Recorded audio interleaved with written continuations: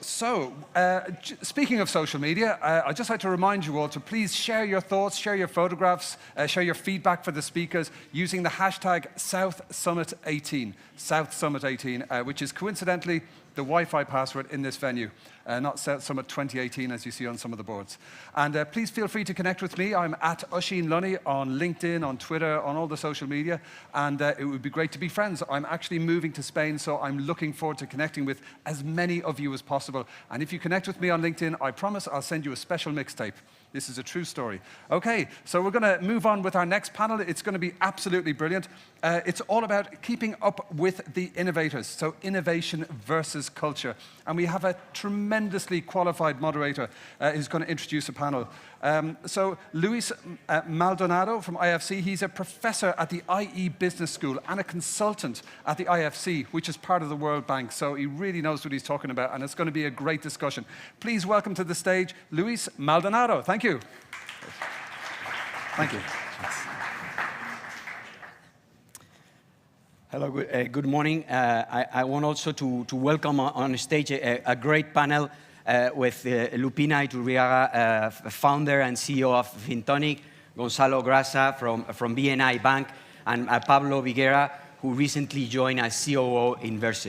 I think this is a great panel. I have the honor of moderating it. We are very much going to be focusing on a particular sector, which is fintech. And we're going to talk about culture versus innovation.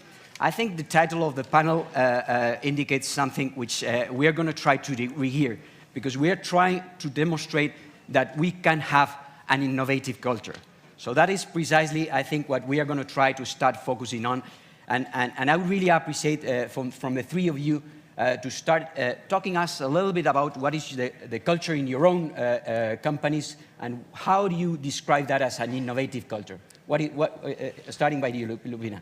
Thank you, and thank you for having me here.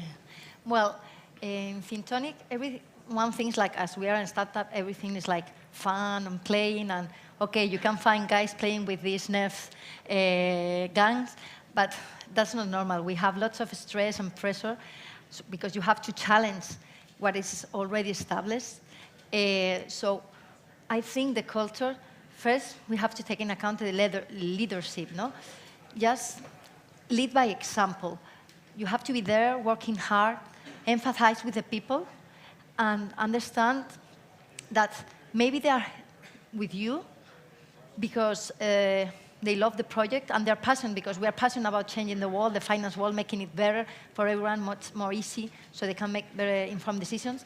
And last year I told them, hey guys, if you don't believe that we're going to change the world, just leave us. Well, two left. But some of them are because they are passionate about Fintonic, about the project, but others are just because they like whom we are, no? Sergio, myself, that we are co-CEOs. I thought that because they like what we do. They like that we are challenging something that is really established, and they can work with the last technology, and they can do lots of challenging things that maybe in other places they cannot do. So I think we lead by example, and we are working with them, no hierarchies, and well, it works more or less really good. Thanks for sharing that great example of innovation and culture. What about BNI Bank? This is a very different kind of business. How is the culture of innovation in BNI Bank? Sure, it's very different indeed. So, as you may know, the banking sector is heavily regulated. So innovation is a challenge, of course. Also, we have a lot of, I would say, a legacy mindset that is not prone to innovation. Because we have, even though we're a new bank, we have hired many people from other banks, and those people have a very strict mindset regarding innovation, because they're blinded by the regulatory issues and all that. What are we doing to address this? So we are trying to import the innovative mindset. So by working with fintechs like many of the ones we see here. This is not really an innovative model, I would say. What makes us different from other banks that are beginning to incorporate fintechs, to work with fintechs, to partner with fintechs, is the extent to which we do this.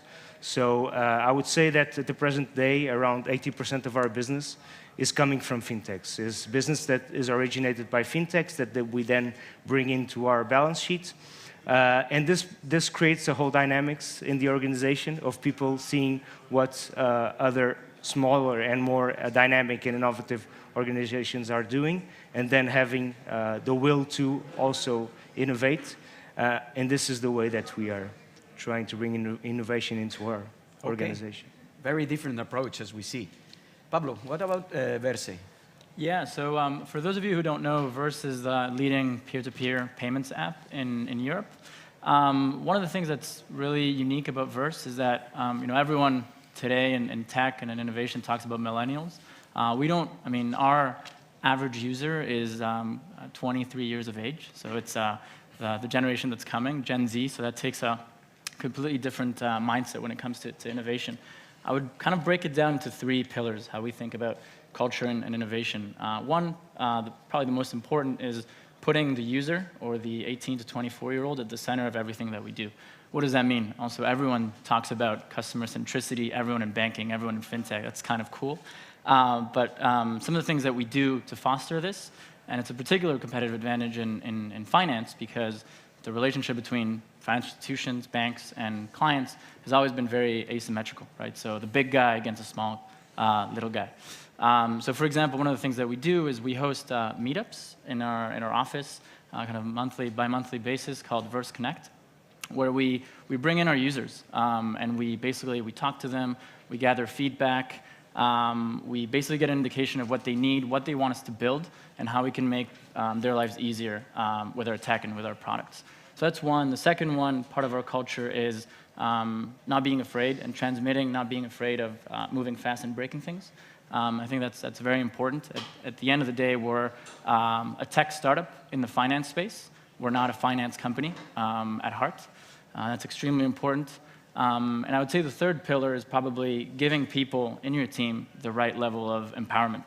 That's extremely important culture-wise, right? At Verse, we're a very small and agile team of 28 people, where everyone is effectively a decision maker. Everyone can, make a call very early on and say, I want to do A or B. Maybe sometimes there are mistakes, as I pointed out with our second pillar, but we provide our team members with the right level of decision-making and empowerment. Okay, great. Let me take the opportunity of having the 3 of you here. I mean, there are a lot of startups in the room, and startups innovate by nature. We would all like to be young forever, right?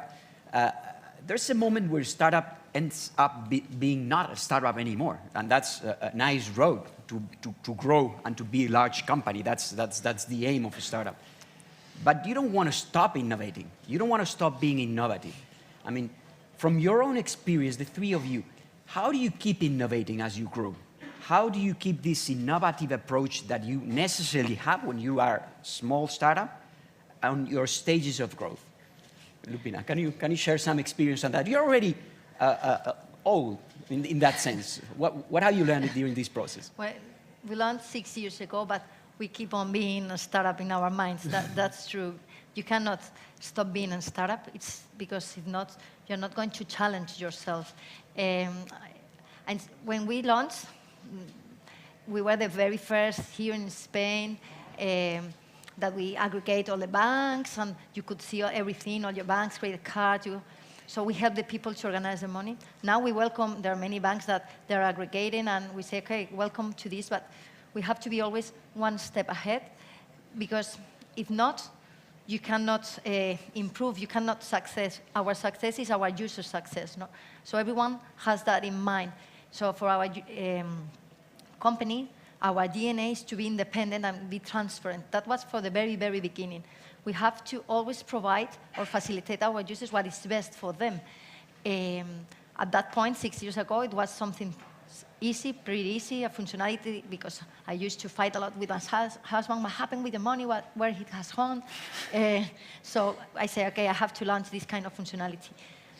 But functionalities are functionalities, okay? You have 200 UX in BBVA, for example, they can launch different functionalities also, but they don't have your DNA. That's what I say. You can keep on evolving really fast, always being ahead, always challenge yourself. What you learned 4 years ago, it doesn't work anymore, so you have to keep on learning and doing things that are good for the users.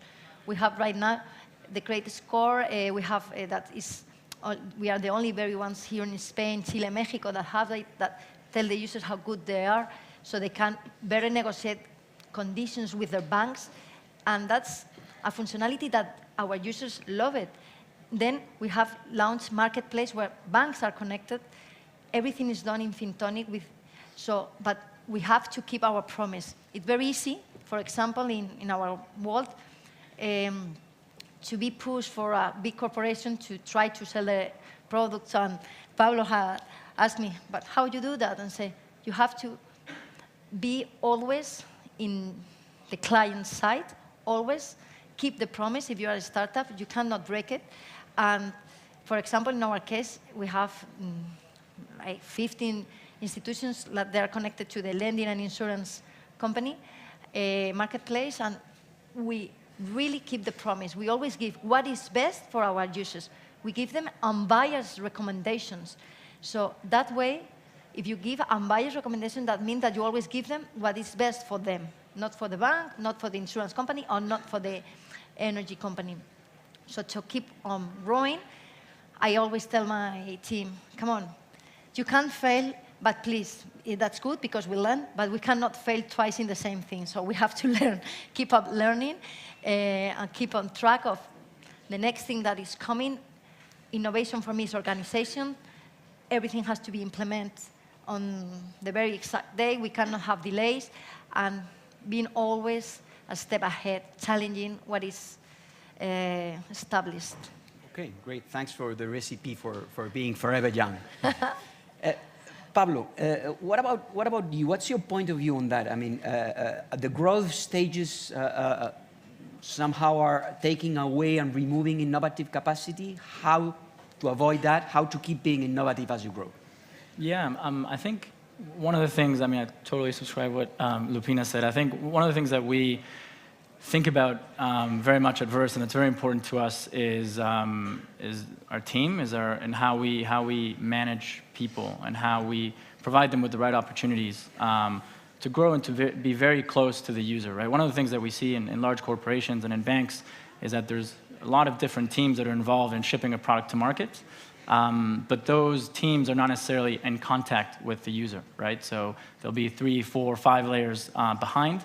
And they won't necessarily take those user demands or that user feedback into account, right? So the way we think about teams at Verse is that, as we grow, we think of how can we set up startups within a startup, right? So maybe you have 20 people on your team, 50 people on your team, 100 people on your team, but how about creating autonomous teams that are directly responsible for shipping features and shipping products directly to the user? Then, end of the day, it's going to become part of a larger experience. Maybe it's a small feature within the broader app. But that's one of the things that's very important to us, because if you lose the contact with the customer or with the user, then you're not really empowered, and then you don't really care all that much. And that's, as Lupina said, that's really one of the biggest competitive advantages, especially in fintech, right? Because people have been bruised and battered, or have been bullied by banks historically, and still today. So by keeping your teams accountable and very close to the user, you can foster that innovation as you grow, whether you're a team of 5, 10, 100, 5,000. Okay. Let me rephrase the question for you, Gonzalo. Sometimes for a bank, it's not just keeping young, but at some point you need some pills to be younger. How do you get startup mood at some point? You need a startup mood to be innovative to some extent. What kind of pills do you take? Sure. So first pill I spoke about in my first intervention, which is we get it outside. We get pills from outside, we bring it into the organization, so we import innovation. Second very important factor, I think it's leadership. So, and Lubina spoke about this also. So innovating by example. So the innovative mindset needs to be at the top of the organization. So starting with the CEO, then the leadership team, they need to bring this example down into the organization. How is this done? This has to be done by that leadership team being in touch with what is being done cutting edge in other places outside of the organization, bringing the examples in the organization. So this is a very important point, because the main danger of growing, as you said, Luis, and especially of being successful, I think the main point is being successful, is that we fall in love with our own processes. When we fall in love with our own processes, we fall in love with our own success, we forget that maybe there's a better way of doing it, and that someone else is maybe doing it better than we are, because time is ticking, and people are always trying to innovate. If we're not innovating, then someone else is going to do it for us. So looking outside the organization, bringing those examples into the organization, and then showing everyone in the organization, look, look at this example of someone that's doing better than what you are doing. Maybe you should think about changing your process, improving. And from our experience, this has been the main driver and what has kept our organization innovative. Great. Thank you. Let me take, Lupina, some perspective. 6 years is a short time, but it's a long time as well. So how or what have you seen evolving over those 6 years? You've been innovating from the very beginning. At the beginning, pushing for a service or a product that nobody knew about. In Spain, nobody knew about what you're offering 6 years ago. Yeah. How have you seen your capacity to innovate in Spain and now in Latin America as well evolving, and how have you seen the changes, even some regulatory ones, affecting your business? Do you think you're in a better position now? Do you have different kind of barriers now? How have you seen those 6 years in a short span of time? Well, I think step by step everything is improving. When I launched, we never talked about fintech. That word was like new, like 2 years ago or something like that. So no one knew about Fintonic. Everyone was scared. The entities really thought that we were really crazy. They never thought about the marketplace. They didn't like it. And the other day, I was with the CEO of BBVA, Carlos, and he said, Lupina, right now, I understand I'm totally in with what you are talking about the marketplace. You are our competitor with Google, no? And I say, okay, I admire you. It's really good to hear that from you. But it was true. At the very beginning, we were thinking really big, and we were sharing our position, because we always thought that to be the factory, the one who builds the product and the one who sells the product, it wasn't the right proposition for the user. I thought it was not transparent, and it was not good. So we were sharing this info with everyone who wants to hear.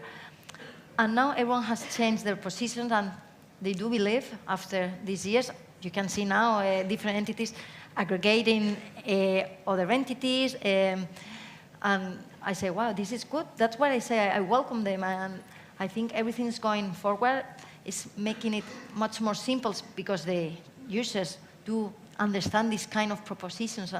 And they understand right now what is better, to be independent or to trust your own bank with this kind of thing. So everything is great.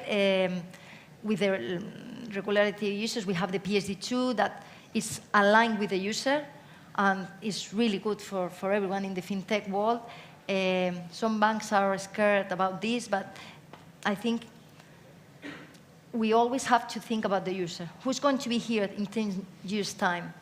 I don't know if Fintonic, I don't know if the banks, I know the users are going to be here. So it's very important that we always think about them. So evolving means doing things good for them. And it has to make sense, and it has to be useful. If you are going to give your credentials to someone, you have to get something back. And it has to be like, for example, last year we saved our users 30 million euros in fees. Why? Because we tell them and we help them from the app to withdraw that kind of commissions. That kind of things are going to your heart, no? Going to like your user experience, that you need to do something better. So everything is evolving. Open, yesterday we were talking about open innovation. It goes slowly, because to work with huge corporations is not so easy. But for example, in our marketplace, we make lots of partnerships with different entities, so to have the best offer for our users. So it's getting better and better, and I hope this keeps on going that way. Okay. Thank you. You mentioned the users, and Pablo, also you focus a lot on the users. When we discussed at the beginning about the culture, the first thing you were talking about is customers. A lot of people talk about customer centricity and so on, but I think you take that step forward, and you have a lot of ideas around that. Can you share some of those with us that would help understanding a little bit better the innovation around the customer? Yeah, I think when a lot of people, or when big corporations talk about customer centricity, they think about, hey, I'll take something that's working outside, or I'll take something that's innovative in the outside world, and I'll try to push it in, and I'll try to adapt it to my users, and then build it from there, right? The way we think about it is, we create products that our users ask us to build. So just an example, right? So our app launched, our peer-to-peer app launched 2 years ago. We have 300,000 users, mostly in Southern Europe. And a lot of our users came to us and said, well, love what you guys have built for the peer-to-peer, for me to send money to a friend, for me to create a group, for me to create an event and gather money, but why can't I use this technology on the business side, right? Because at the end of the day, we're facilitating payments from one person to the next, and then we're creating technology on top of banking infrastructure for transfers and transactions to be not only automated, but instant, right? So we took that idea and that feedback, and as we grew, we said, well, there's a huge opportunity out there for us to actually innovate when it comes to moving money from A to B on the business side. That's precisely what we've done. We've created a feature called Verse for Business that we launched very recently, and that provides the exact same rails that we've built, the exact same technology through APIs that businesses can leverage and can use to move money from A to B efficiently for very little money and instantly. So I think it's really getting to the needs and wants of your users comes really from having that direct one-on-one communication and not losing that one-on-one communication, right? So, and having that communication being consistent, that voice being consistent. So whether you're pushing a marketing email out, whether you communicate on social media, whether you're answering customer support tickets, right? That's also customer centricity, and that's also interacting with your users. So I think the core of it is having consistent messaging and a consistent user experience at the heart of your relationship with your user. Okay, great. Let me bring one last idea. We're talking about a lot of collaboration between fintechs and banks. And Gonzalo, there's a lot of differences in the culture, and we have also discussed about that. How to mix those cultures? How to make the addition of both to be a bigger pie? How to mix cultures and not kill innovation on the way? Sure. It's a huge challenge. So I had more meetings with people in shorts in the last 3 years of my life than I think any time before. It's just an example to show how different the culture is from the way the people dress. Of course, fintechs and banks are destined to work together. That's my idea. And of course, if they're destined to work together, they need to find ways to work together. I would say the biggest cultural shock is the mindset of making it happen. So the mindset of fintech is that we're able to do this and do this now. The mindset of bank is, we want to do this, but then before we need to study it, then we need to design it, and then we need to evaluate all the impacts in regulation, operations, IT, and all of that. And so sometimes this banking mindset is very frustrating for the fintech people who have a different mindset. What we have been trying to do at BNI in working with these fintechs is trying to mentor them in many ways. Because in the end, these fintechs will be working with BNI, of course. Maybe they'll start working with us. But in the long run, they want to work with other banks, right? And these banks will have the same reality we have, so they need to adapt. And so this mentoring process has been useful for them to change their mindset a bit and making it more approachable to banks. And also to adapt their value proposition. for what the banks are looking for. Sometimes we've seen products that are shown and presented to us by fintechs that, in the use case that they are presented, maybe they don't make a lot of sense for a bank, but in other use cases, they may make a lot of sense. So there's a, this joint work of the bank together with the fintech to sometimes change what is the value proposition, what is the product, and make it adaptable to what the bank, what is more useful for the bank. Okay, we have a very short time left. There are a lot of things that have been said. Just one final idea from each of you, starting by you, Pablo. A Twitter-size final thought on what you think the people should take away from the thoughts we have here and how you see innovation and culture. Just a Twitter-size headline from each of you, starting by Pablo. Okay. Yeah, I think for me it would be the innovation that will stick and that will stand longer term in finance and in fintech will come from within and from customer needs rather than from what's out there today in the market. Gonzalo. Yeah, it's just I've shared this idea before, is that innovation can come from outside, so look outside for innovation. That's it. From my point of view, you have to read Richard Thaler nuts, because you have to find the nuts in your users. So to help them, you have to empathize with them. So think about behavioral economics. You will think better in your users. Okay, with that great closing, I just thank you very much for sharing those ideas with me. Thank you.